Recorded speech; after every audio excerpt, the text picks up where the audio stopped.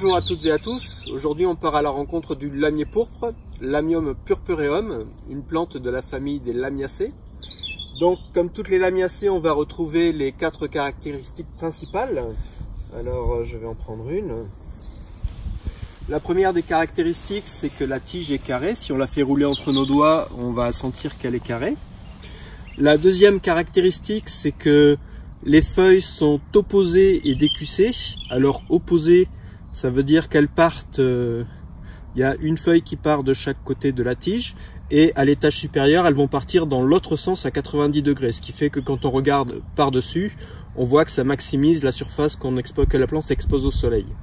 La troisième caractéristique, c'est évidemment les fleurs en gueule de loup, en fait, qui ressemblent à une bouche. On dit que les fleurs sont labiées, qu'elles ont une lèvre supérieure et une lèvre inférieure. Et la quatrième caractéristique qu'on voit pas directement là, mais en fait dans le calice, on voit 4 fruits, puisqu'on parle de tétraquène. Et donc ça, ce sont les caractéristiques spécifiques des lamiacées. Concernant le lamier pourpre, en fait, on a une caractéristique assez particulière, c'est que la tige a pas beaucoup de feuilles. Les feuilles sont surtout regroupées tout en haut de la plante. Les feuilles sont de forme triangulaire, un peu en forme de cœur, et les nervures en fait lui donnent un peu un aspect gaufré. La marge de la feuille est crénelée. Les fleurs, elles, sont disposées en verticille, c'est-à-dire autour de la tige.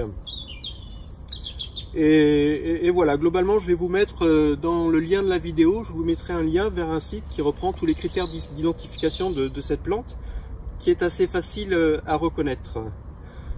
Qu'est-ce qu'on pourrait dire d'autre? C'est une des premières plantes, une des premières fleurs qui sort au printemps, c'est-à-dire que c'est une des premières fleurs à se faire butiner. Donc si vous en avez, laissez-les pour les abeilles, ça leur donnera leur première dose de nectar. C'est une plante comestible, en général on consomme la sommité fleurie, parce que bon, la tige est assez ligneuse, donc c'est pas très intéressant. Mais la sommité de la plante en fait peut être consommée dans une salade crue ou poêlée, etc., etc. On peut donc faire un essai. Voilà. Une très bonne plante comme beaucoup de plantes sauvages.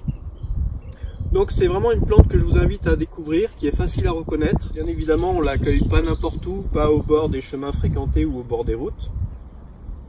Mais sinon, voilà, n'hésitez pas à la goûter si vous l'avez bien identifiée, car c'est vraiment une plante sympathique.